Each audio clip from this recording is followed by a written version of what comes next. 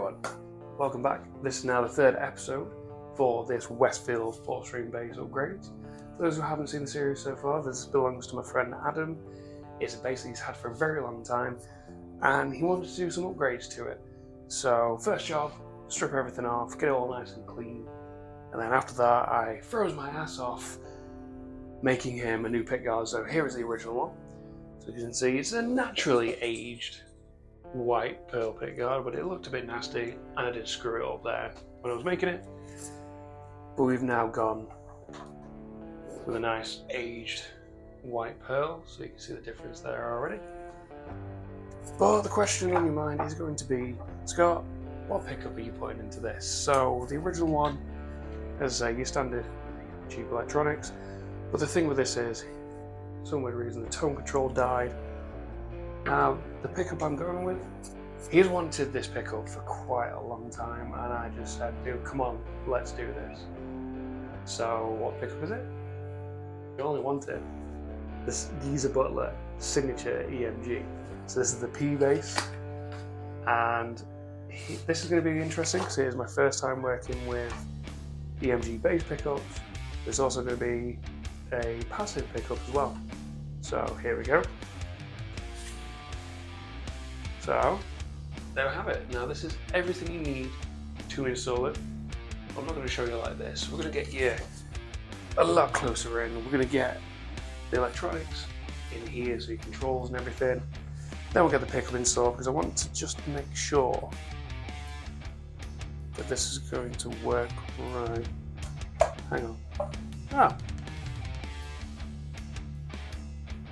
This may actually work right anyway. I just want to make sure that everything's going to work right, but I've just laid...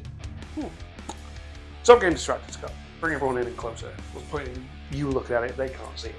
So what was it I noticed before I brought you guys in closer? Well, I've got the original pickguard laid on here, and I was worried that the pickup wasn't going to align properly with the strings and everything in the new one. But as you can see, it's pretty much perfect. I don't need to worry that much about it.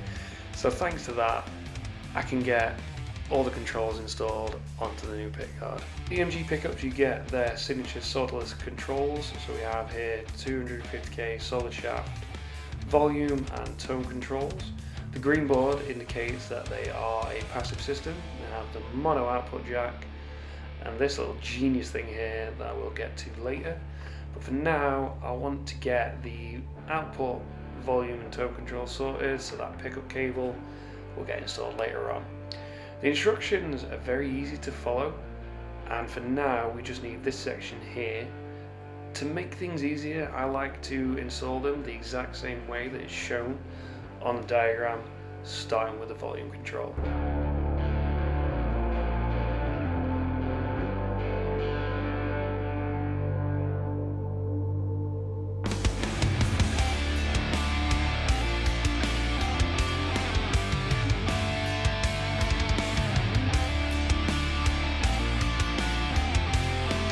The first cable to attach is the coax cable with the arrow facing up to the middle terminal of the volume control and the other end into the outer terminal of the tone control. Next is the output cable, which goes on the remaining terminal of the tone control. And to make sure that you get your wires right on your output, what I like to do is match it up to what is shown on the diagram, and then that way you know for a fact that the white one goes in the right terminal and the black one goes in the right terminal as well. So as I say, this is a passive system, so we have the original bridge ground that I just need to quickly expose some of that wire, which was interesting because these cutters aren't the greatest. Now here's where that genius thing comes into play. So you have your original bridge ground just there. EMG supplied this cable here that has their solderless technology one end and a bare wire at the other end. So take that bare wire, put it into this little thing, put the other main bridge gown into it, crimp it together. Now I did this by hand, but as soon as you've crimped it together, there you go, everything is grounded. So you just take that other end of the cable from there into the volume control onto this terminal just here, Now I just need to enlarge this hole because as you can see the output isn't quite big enough. There we go then, the output jack hole is now the correct size and it fits the jack beautifully. So I'm just going to do it hand tight here, and what I can do after this, I can take this remaining wire, now I have to double check the instructions here, from the output jack and pop it into the remaining terminal on the tone control. From here I could take the ground wire and pop it into the volume control, but I want to install the pickup first. This is so that I can check the spacing on the pickguard, as I feel that this area here might be slightly off, which is where these files will come in handy. To install the pickup, I use the direct mounting screws provided. There was springs and some foam installed previously. I think this is due to the issues with the old screws, but I don't need those for now. Once everything was secure and to relatively the same height, I could lay the pickguard down, and am I glad I brought those files in here.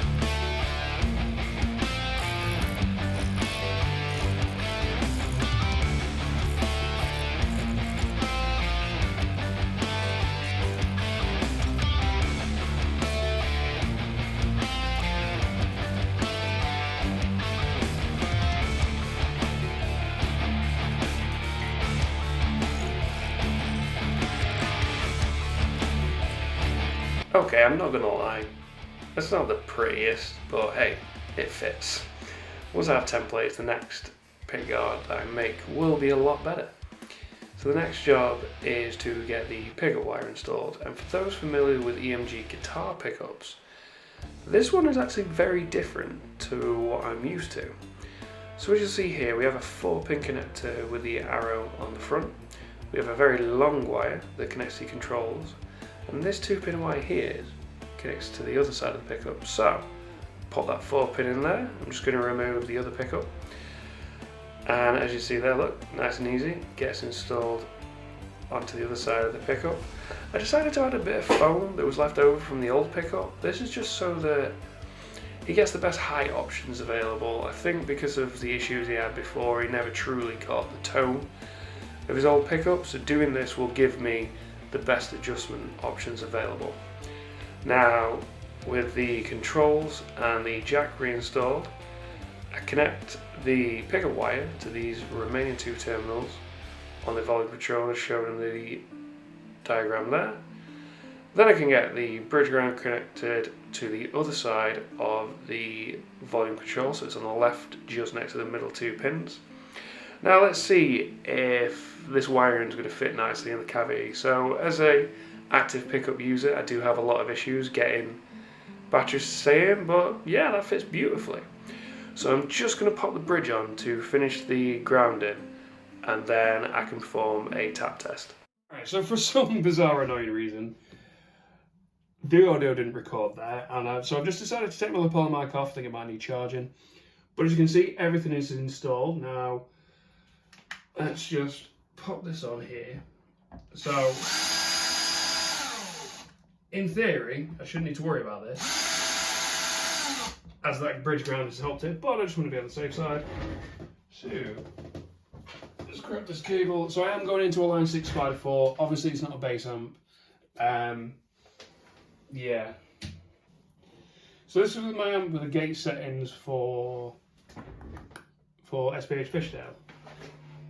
Now, okay, that's weird.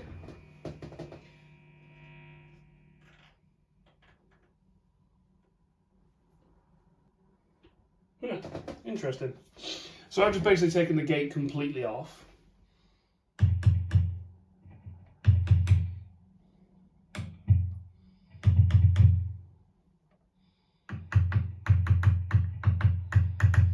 Yeah, that works absolutely fine.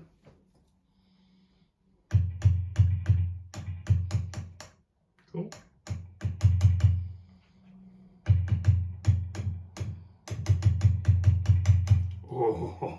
Oh, alright, this is going to be fun. Right, let's turn this volume down. Turn that off. Right, what we're going to do is, seeing as the tap test worked, now it might be that cable is on its way out, to be honest. I think it's time to get all the hardware installed. Now, speaking of hardware, the last part of this build I haven't revealed yet, his new control knobs. There we go. So they are nickel. I didn't have any chrome ones spare, but they're going to work. You know, they'll look badass as all hell. Now I have said to him if he wants to change into chrome, he can do. I don't mind. Just when I get some new chrome ones. Anyway, it's enough chatting. Get everything installed again.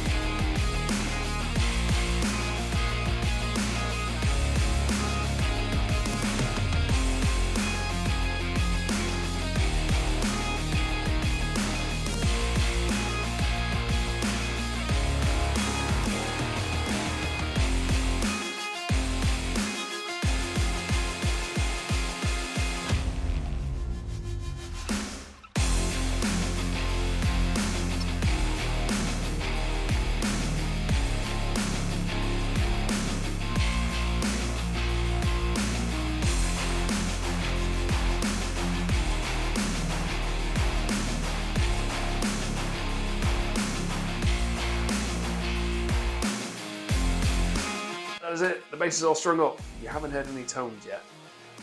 2 reasons for that. 1, I want Adam to be the first person to hear this properly.